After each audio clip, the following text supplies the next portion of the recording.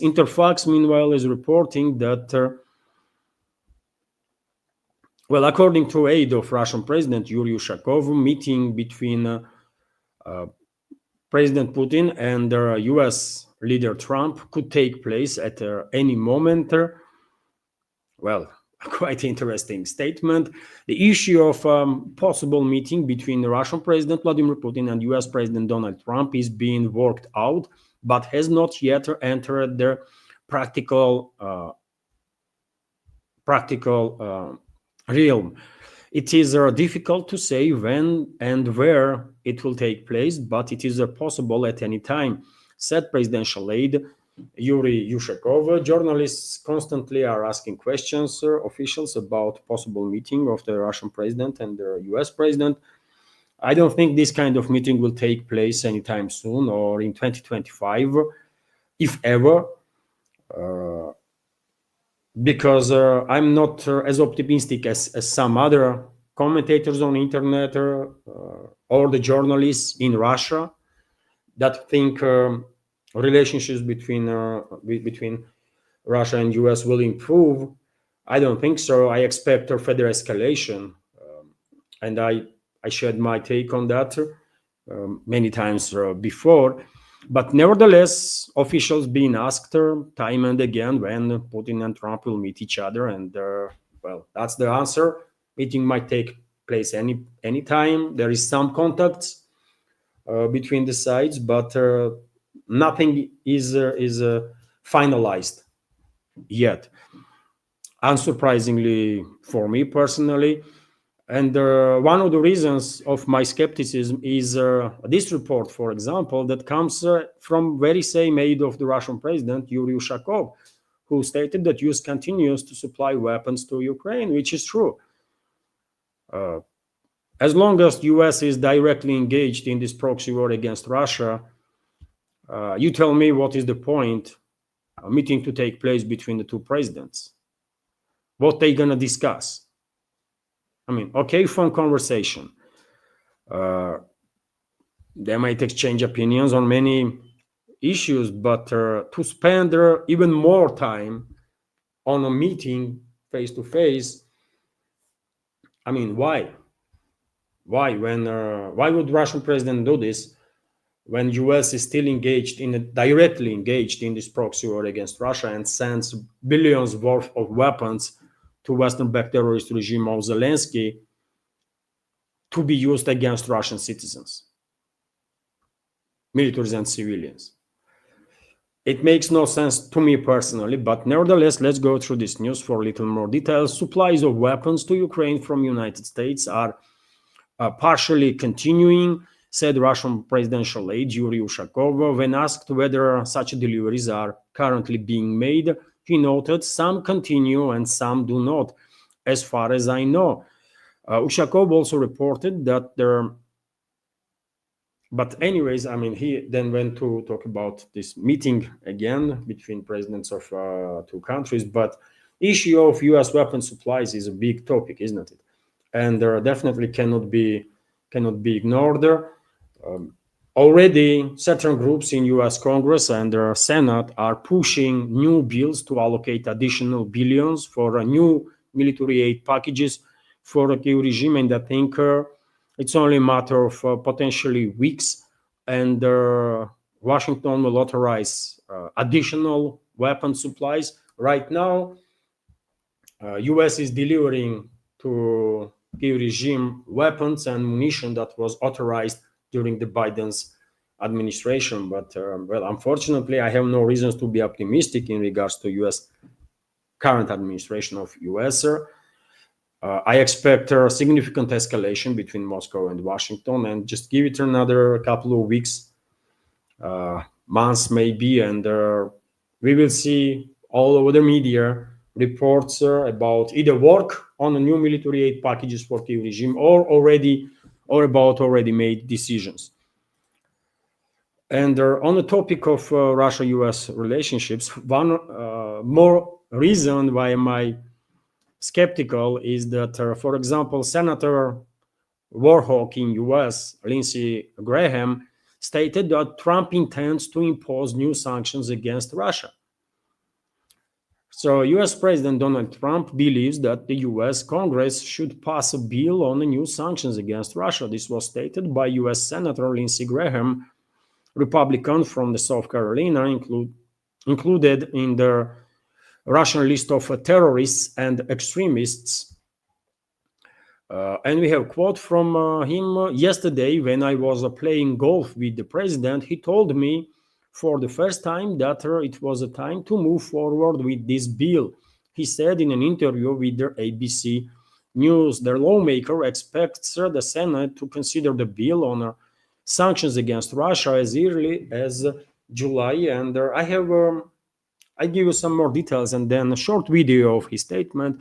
Bill itself, as many members of our community already know, bill in question was introduced in early April by bipartisan group of Senate members. The main authors of the document were Senator Graham and Blumenthal. This initiative includes secondary sanctions against Russia's trading partners. The senators' proposal, including import duties of 500% on imports to the US from countries that buy oil, gas, uranium, and other goods from Russia. So basically, even though formally this bill that Graham is talking about and Trump intends to push forward, this bill is not necessarily against Russia, not so much against Russia as it is against countries that are doing business with Russia. And also, I will argue, and I guess many economical experts will agree with me, that unintentionally maybe, but this bill is also against US citizens, because can you imagine 500% tariffs on Chinese goods and Indian goods? What that will do to US domestic market, where prices will go on goods if Senate and then Congress will really go ahead with this bill. So I don't know. I still skeptical that this bill will be adopted as it is right now, because this is suicide for US. Really, 500% on Chinese goods, Indian goods, goods from dozens and dozens of other countries that are cooperating with Russia is clearly going to be suicide for US economy. But yet again, when you have in the leadership people like US does, nothing should be excluded, isn't it? Because they are driven by hatred of Russia, and if they think something going to harm Russia, they will go ahead and will do this probably, even if in process they will harm much bigger time their own fellow citizens and their own economy in a country. So let's see how the situation develop. But as you can see, dear friends, I mean, there is plenty of reasons to be skeptical about Russia-US relationships and their unrealized rapprochement that some experts were expecting to happen in relatively short time after Trump was inaugurated. It's not going to happen, by the way. Unfortunately, I would love to see at least good working relationships between Russia and US, between Russia and European states or countries from the collective West. But unfortunately, these countries are driven with their ideology that is based on hatred. They hate Russia, hate everything Russian. Russians, they hate China, everything Chinese. They hate everybody, seems like. Right? And when you have people driven by hatred in the leadership, then that's not good for sure. You should not expect some positive to come out of it, I will say. And on the topic of these statements of Graham, dear friends, let me show you some short video on that. This is the video about Russia, because you're pushing this bill to impose severe new sanctions on Russia. Have you gotten Trump on board with this? Big breakthrough here. So what does this bill do? If you're buying products from Russia and you're not helping Ukraine, then there's a 500% tariff on your products coming to the United States. India and China buy 70% of Putin's oil. They keep his war machine going. My bill has 84 co-sponsors. It would allow the president to put tariffs on China and India and other countries to get them, stop them from supporting Putin's war machine to get him to the table. For the first time yesterday, President told me. You were playing golf with him. Yeah, I was playing golf with him. He says, it's time to move your bill. There's a waiver in the bill, Mr. President. You're in charge of whether or not it's to be implemented. But we're going to give President Trump a tool in the toolbox he doesn't have today. After the July break, we're going to pass a bill that would allow the president. He's going to sign it. Yeah, I think we're in good shape. But he has a waiver. It's up to him how to impose it. But we're trying to get Putin to the table. So what do you expect, dear friends, when you have people like that in charge of either US or other collective West countries in general? I mean, they all look quite same, isn't it? They are all driven with by hatred and sound quite similar too, by the way. But anyways, let's continue with some more news. And for example, RIA Novosti is reporting that U.S. military expert, by the way, that many of us are watching, if not every day, every other day. Colonel MacGregor wrote on his social network X page that United States failed to destabilize the situation inside Russia with the help of Ukraine. Former advisor to the head of the Pentagon, Douglas MacGregor, said on his X page, Washington's adventure has failed. Russia remains intact. Its resources remain beyond the reach of Western financial power. The Russian state and its military power are stronger than ever. Ukraine is destroyed. MacGregor finalized, and he's correct, isn't it? Many of us are familiar with Colonel MacGregor. He's a frequent guest on many channels on alternative media. One day, maybe I will be in a position to interview him when my channels become a little bigger. Who knows? But who will argue with MacGregor?